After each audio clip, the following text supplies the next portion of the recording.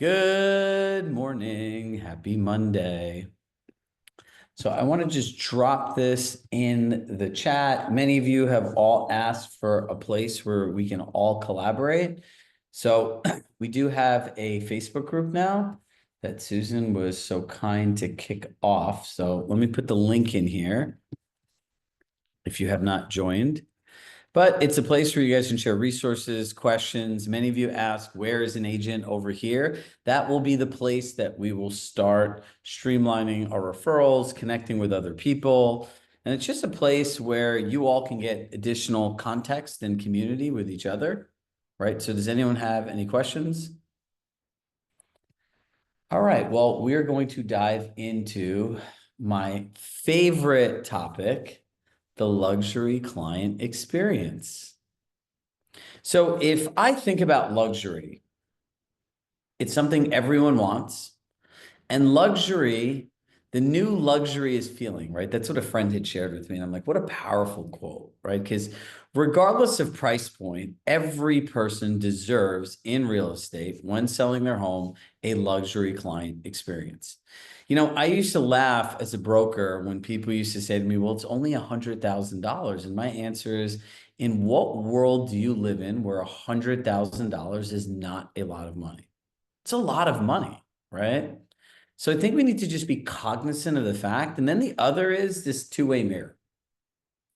It is not fair, and I really don't like the word fair. So it's not equitable that we can go somewhere and spend $500 or $1,000 on a hotel room and have all of these standards, but when somebody's paying us tens of thousands of dollars, we adhere and act differently. Does that make sense? So this is the most valuable thing outside of your communication skills, right? Like how to effectively communicate with people. Because here's the reality. I'm telling you this with, in my mind, 200% certainty, as sure as I am what my name is. Agents that do this will command the highest commissions, get the most referrals, and have the most clients. Agents that don't do this will be relegated to discounts. The world is going to catch up over the next 12 to 24 months of what people pay everywhere else in the world and what people pay you in an alignment of services. Does that make sense, everybody? So if we don't have a system, we don't have a structure, we don't have a plan, we don't know how to think about these things, what's going to happen? You're going to keep doing things the way you're doing them, right? So here's the first thing I'm going to tell you. Your beliefs will influence your behaviors and ultimately who you become. So whatever your beliefs are around this topic today, you're going to have to change your beliefs, which will change your behaviors, it'll change who you become, and it'll ultimately change the experience that your clients have. All right, let's get started rocking and rolling.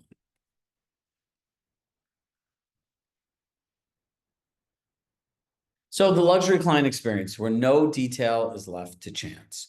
If you think about the best experiences in the world, you can go to the same Four Seasons, to the same great restaurant. Why do you love it and why do you go back to the same places? They are repeatable and predictable client experiences. Now, in real estate, there's this 80-20 concept.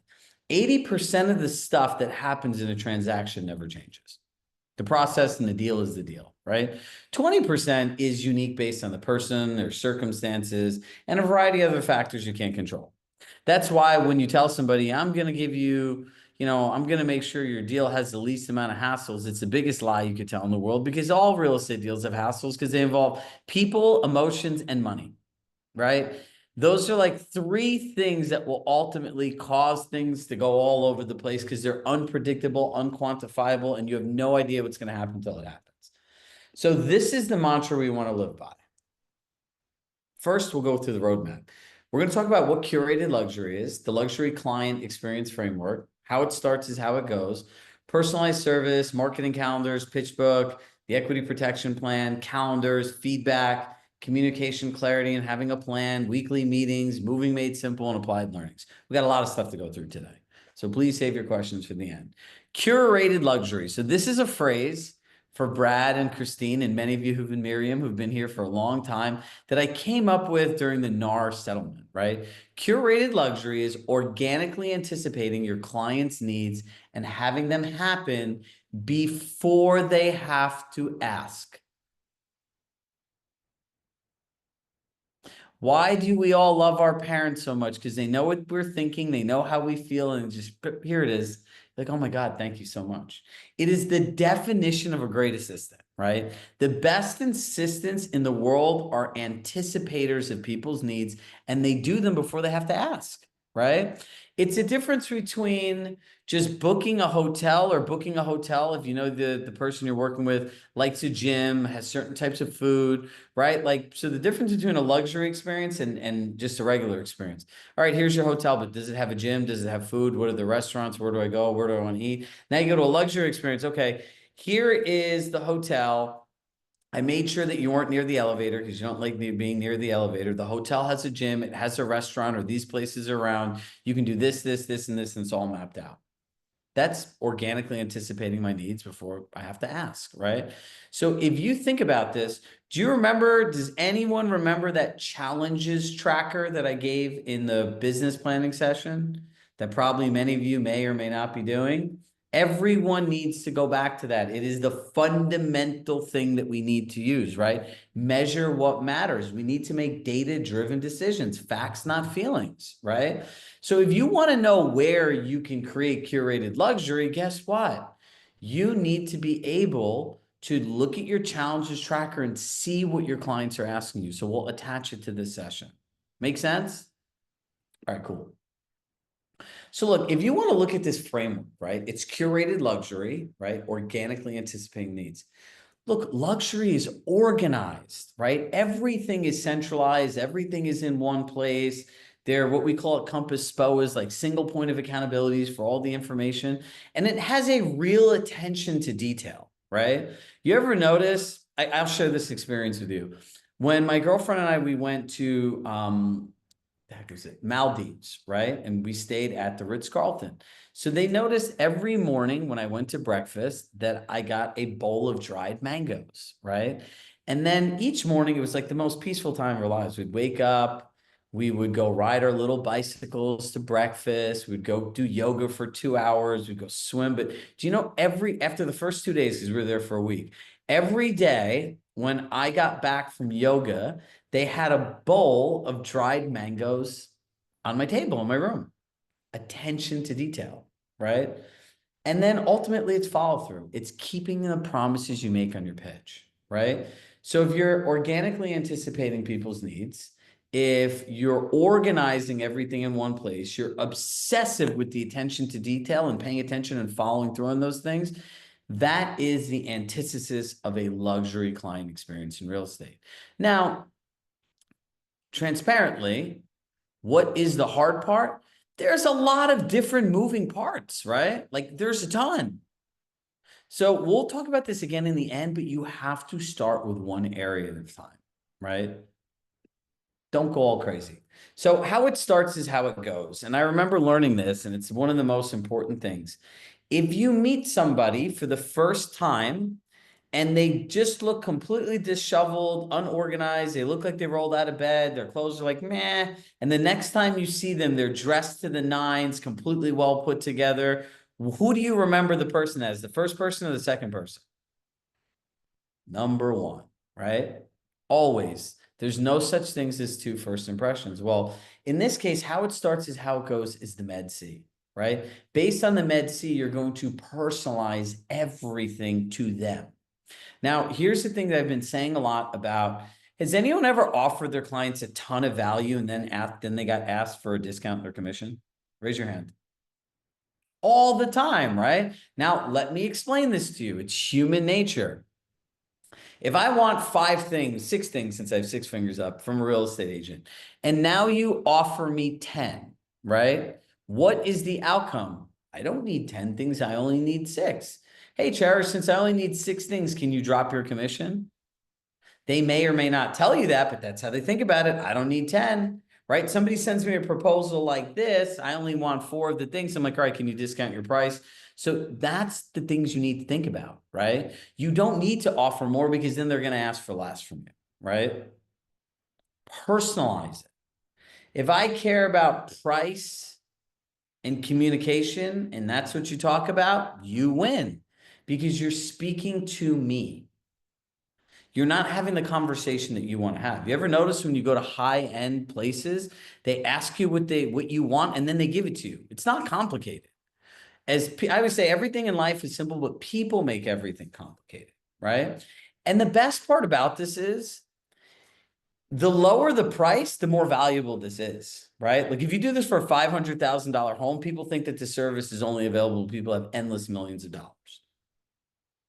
But the last time I checked, this is the most expensive asset that somebody owns, and it deserves that kind of attention, right? Marketing calendars. Listen, luxury is collaborative. It's knowing what's going on. So what does your marketing calendar do? One, it provides you a written marketing plan, which we call launch strategy. Second, it's a 3-phase launch strategy for their home. And again, it's the exact plan you will use to maximize the equity in their home, right? So when you think about a marketing calendar, how many people, now think of this for 2 people. Now, number one, calendars create clarity, right? Remember that in your mind. Calendars create clarity. If you're an agent, most people show up, they don't have iPads. Some have paper, some just have that book, and they're just like, I can do this, and I can do this, and I can do this, and I can do this. Just remember one thing. How much information do you share with somebody in 60 to 75 minutes? It is a lot. Think of how many of you think that the amount of information that I share in the last 11 minutes is a lot, right? And this is a job that you do every single day. It's not your first time hearing this or the first time knowing about it. So we need to be more empathetic. So calendars create clarity of your marketing plan and how you'll create the result that they desire. It is also clear. It's also concise. It's also quantifiable, right? Your pitch book, right? Now, here's the purpose of a pitch book. It's an overview of what you offer. It provides the specific details, and it's a great lead behind, right? So think about this. It's a comprehensive overview of what you offer in exchange for the compensation you receive. So what I always encourage people to do is this, say, hey, look, Vicky, all of the details of what we spoke about today is in this book.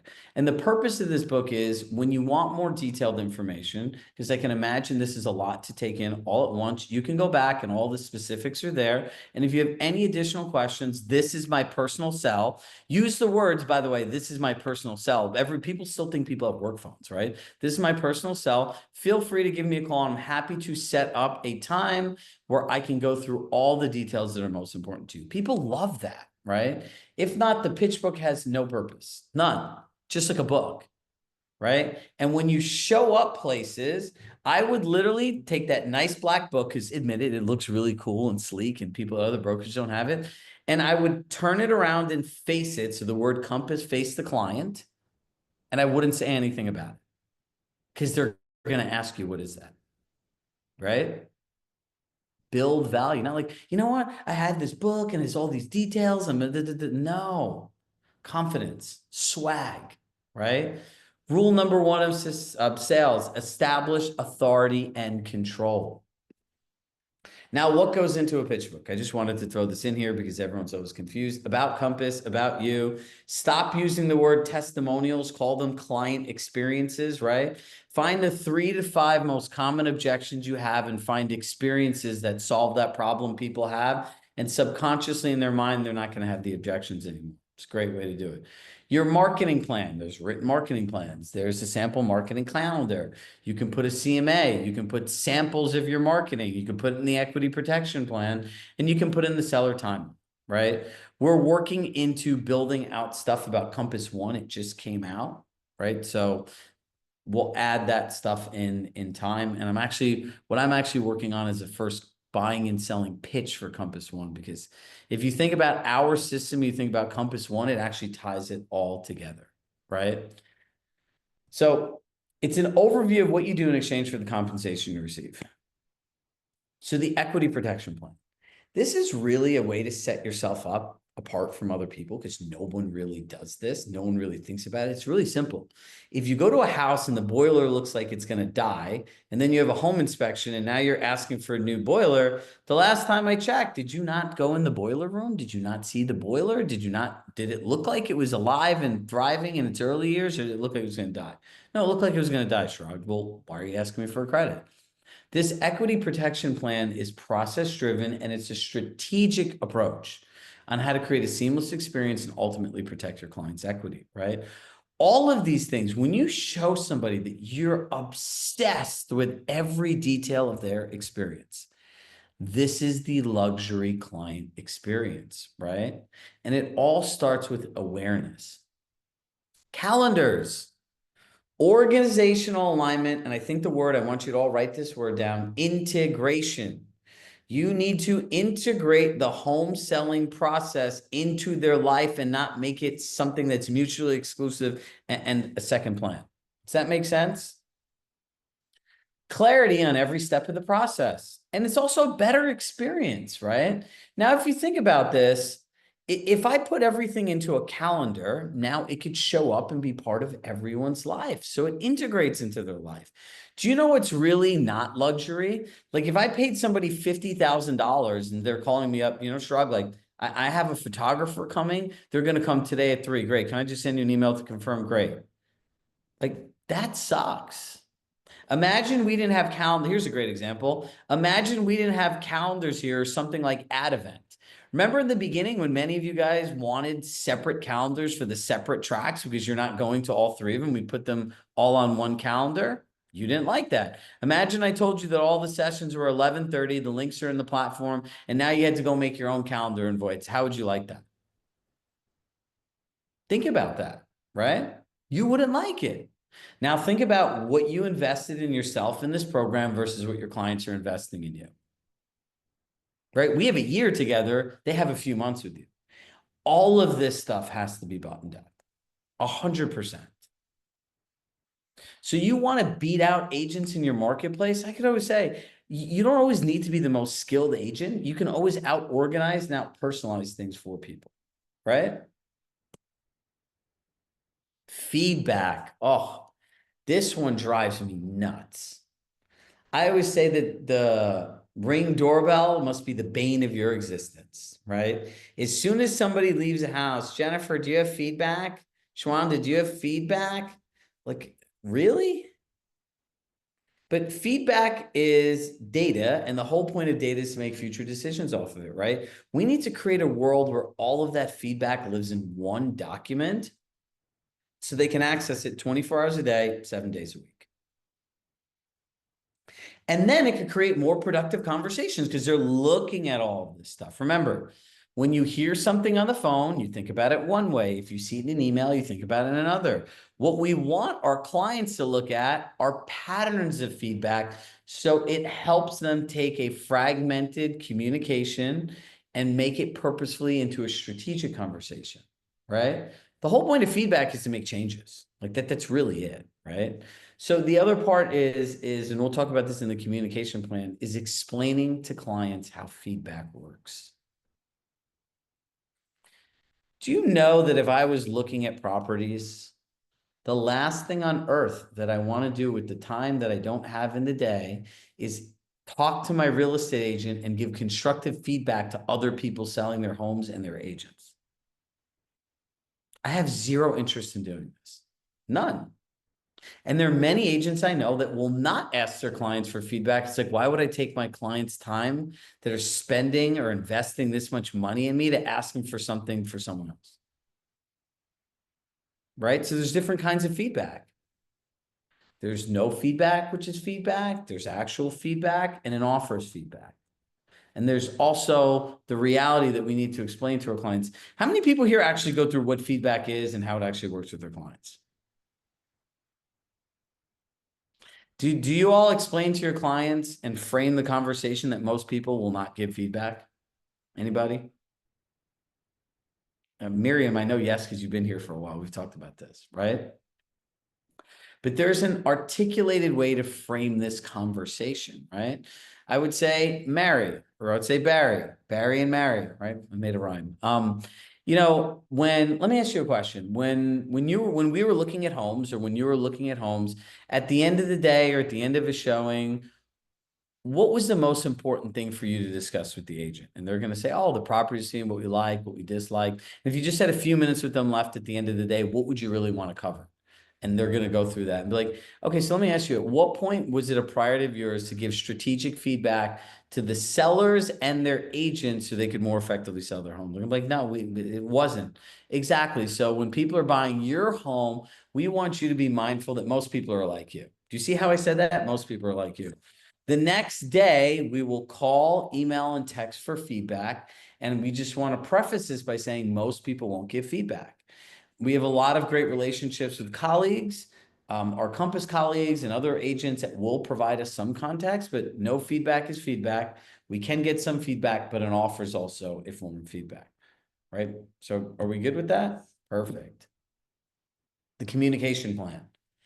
What you don't want to do is create the relationship of contractors. What do contractors do? Do they ever give you project updates? Nope.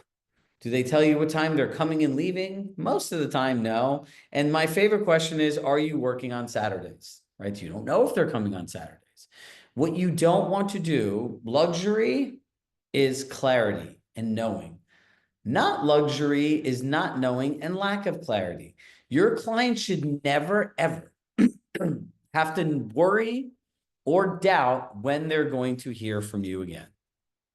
I'll say that again. Your clients, when you're going to communicate with them again, should not be a mystery of the unknown. And for many of us, it is, right? And this is how we end up in what I call crisis care. Every time they call us, my client's calling, my seller's calling, like you don't have a contract. And they can just fire you because you don't answer the phone. No, do you know why we pick up the phone? Because there's something we told them that we would do that we didn't do it. And everyone knows you're lying. Oh my God, Mary, I was just doing this right now. They know you're lying. So don't lie, please. Structure the communication. It creates more productive conversations. Who here wants to stop all these random phone calls that they get all week from their clients, especially listings? Perfect. So there are four. So I would say, Alexis, I'd like to explain to you the 4 drivers of you making any financial decision when selling your home. Would that be okay? They're going to say yes. Were there 4 key factors we want any client to consider before making any kind of financial decision, especially for something this valuable? That's 6 or 7 figures, right? They say, okay, does that make sense? It totally makes sense. The first is the number of showings, like how many people actually saw your home. Based on that, how much feedback were you able to get? Number 3, what shifts there were in the market, right? New homes that came on the market, price improvements that people made to make their home more competitive, homes that went into contract, homes that sold, and ultimately homes that expired, which were unsuccessful in selling. All of those factors will impact your home based on homes similar to yours. And lastly, the results of our marketing, right? We want to be able to share with you how many online showings you had, how much time people spent on your listing, what they were doing, where they're located, down to the devices that they're searching on. So would you agree those are the 4 main drivers of a financial decision? And they're going to say yes. And do you think all 4 of those are important? And they're going to say yes. And you're going to say, perfect. So this is exactly why we will not give our clients one piece of data and information without the others. Because what we found in the past is if we give you one without the 3, we are not giving you a comprehensive picture and data to make the right financial decision. So all 4 of these will be covered in our structured communication plan, right? What we're going to do is send you an email in advance. We generally send it 48 hours in advance. It'll go through the number of showings, a link to the feedback sheet, any market updates that'll be within your collection. We'll put specific context and things that we want you to think about. An insights report, which is the results of our marketing, and any questions you have. So please try to just send it to me 24 hours in advance so I can be prepared. And then when we talk, we'll go through the number of showings, we'll discuss the feedback, we'll go through any changes in the market together, we'll review the results of your marketing, and ultimately align on the positioning of your home going forward. Would that be okay? Great. Now let's pick a time. Don't you think it feels better when your clients know when they're going to hear from you?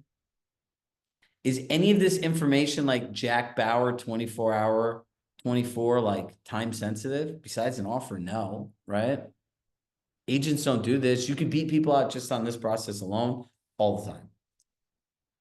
Moving made simple. How many people ever really think about how much we check out as soon as the house goes into contract? We do what we need to do, but we don't do it in a structured and organized way. So what I want you to do is keep your weekly communication plan, break down the moving experience, add into the calendar that today we're going to cover, like, when the appraisal is, when the inspection is, all of those different things should be calendar invites. When they have a showing, you make a calendar invite and link the showing notes and say, soon, if you have a question, if we have feedback or not, just click the calendar invite, all the notes and the showing feedback's in there. As soon as we have it, we'll have it. If we made the attempts, it didn't happen, great, right? Like, perfect. Think about this. Isn't this organized? Doesn't this feel luxurious? I would want this. And ultimately, you want to align the details, build into a calendar. So each week you're helping them check an item off a list. Do you know how crazy it is where people wait to move till literally like the last week? It's nuts. And by the way, this is the last thing that they remember about you. So when this is buttoned up and organized and you want that amazing review, you want that amazing referral, no one else is doing this. The best agents do this, but in general and masses, the answer is no. Doesn't happen, right? Yeah, you can do this in the new client dashboard.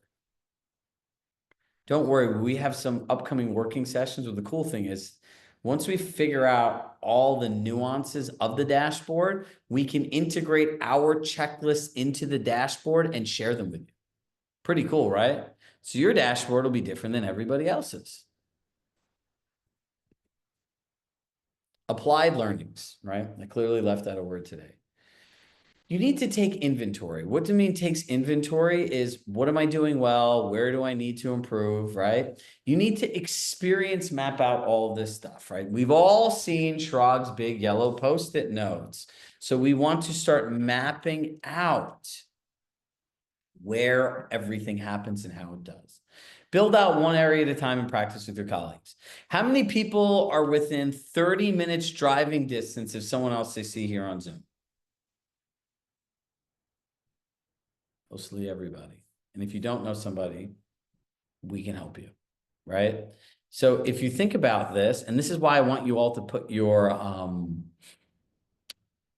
locations on here. So practice, right? Two people working in a room together to experience this map out better is better than sitting alone with your own thoughts. If you're on a team, do this as a team. All right, so now we have what appears to be a bunch of questions. Can you speak to what the equity protection plan is? So the equity protection plan is literally just going through somebody's house and saying, oh, great, what kind of wood floors are these? What are the colors? How old are they? How old's your roof? And it's providing like a nice mapped out book, dialogue, whatever it is, however you want to package it, to the buyers and their agents in advance and say, hey, look, we want to disclose all these details. And yes, there's a difference between the equity protection plan and a disclosure report. No one reads a disclosure report. It's written in legal terms, right? Like, it's long. This should be more thoughtful and more around what people want to know. And so once you do this, it's just a way. People will send someone a disclosure, but there's a difference between that. It says, hey, to Cherish, it says, hey, want to share this with you and your buyer. It goes through all the details of the house. And like, they'll tell you how old the floors are, but they're not going to tell you the type of floors and the stain color, right? We just want to provide you all the details and just let you know that we've disclosed everything in here. And that if you choose to make an offer, that this is the condition you're making the offer on. That's it. Oh, my client wants to make an offer. Great. Like, just want to let you know that here's the information again. We will not negotiate anything that's disclosed here. If things come up like termites, leaks, things that are visibly behind walls or things that we don't know about, we're happy to have a conversation. And make a video and send them show. Tara, love what she says. Tara makes a video and explains it to them, right? The four drivers are the number of showings, showing feedback, updates in the market, which is just your collections and your comments. And the last one is the results of your marketing to the insights report. Is the pitch book available on the website? Do we need to piece it together? You need to make your own pitch book, right? I'm not making Compass pitch books. It's a very personalized thing. And this is the difference between like knowing how to fish and giving you a fish, right? For this, I want to show you how to fish so that you can eat for a lifetime versus like a communication plan. I just want to give it to you and use it. Let's see. Jack Bauer, not Kate Bauer. Yes. Should we use the task section business tracker to show the calendar events? No, I want you to make your own Google Calendar, right? So that it integrates into their life, right? And then you can edit it, right? There are things like ad event or pieces of technology we do where you can build a standard calendar out, then you can edit the dates and everything, and you can send them an ad event link. So whether it's Outlook, iPhone, whatever it is, that's another way to do it. What are the best questions to ask the client to solicit feedback on my performance? Is this a client that you worked with successfully or unsuccessfully? Mary? Successfully? Oh, say, I really appreciated the opportunity to partner with you for the purchase or the sale of your home. Would you mind sharing what specifically about our experience working together was the most valuable? And additionally, what specifically would have been most helpful if we were able to do it for you? And that's it. All right. So here's the thing. Who here has had a win so far from something they've used? I would imagine many of you. We're going to start putting the links. We're going to start, like you saw, Margie was featured in our newsletter. We're going to start featuring these into our newsletter of the 16,000 agents we have here. And we really want to capture your story. Another thing is it also allows us to understand what's being most helpful to you so we can double down on it. So in the beginning of the sessions, we're going to start coming on a few minutes early. Susan will be here, and we will add in a link for her to reach out to you, right? So you don't have to type this all up. You'll get a white glove, luxury service where somebody will reach out and ask you questions and get all the information. And then we'll help build your brand and share it with the community. Sound good? We all have wins every day. We're 6 weeks into this. You all should have a win. And sometimes the win is just showing up, learning something new, trying it, implementing it, getting out of your comfort zone, right? These are all wins. All right, everybody. So let's see, March 18th, I'm tentatively going to be in Atlanta, right? So if you're in that area, I can see you then. On the 20th, we're going to have our 5-year anniversary, right? So we have 70 slots allotted for the people who signed up and invested in the program. We're asking them first, right? So if you've seen the emails, you're going to double down. You're going to have an incredible day of learning. I've started lining up some mind-blowing guest speakers that you can hear stuff really in an intimate setting. For those of you who cannot be here in person, don't worry. We're going to stream the whole day live on YouTube. So if you want to additionally come that evening, we'll end by 4. You'll have a few hours to just decompress. And that evening, we're going to throw a crazy 5-year anniversary party. It's hard to believe it's 5 years. So essentially, we're celebrating all of you, right? So if you'd like to come into town, let us know. Reach out to Susan. She'll help give you all the details and figure out if you want to just come for the evening event, if you want to watch through Zoom, if you're one of the people that invested in the program, if you want to come here. There'll be a good opportunity to take these Zoom relationships and meet with people in person. And if you're in the Atlanta area or close to there, I'll get you all the details for the 18th and I'll see you then. So collect your wins, join the Facebook group, join Brad's accountability group now. Susan, just stay on so they could hop over to his link. And always love in my heart. I love you all. I shall see you soon. Bye, everybody.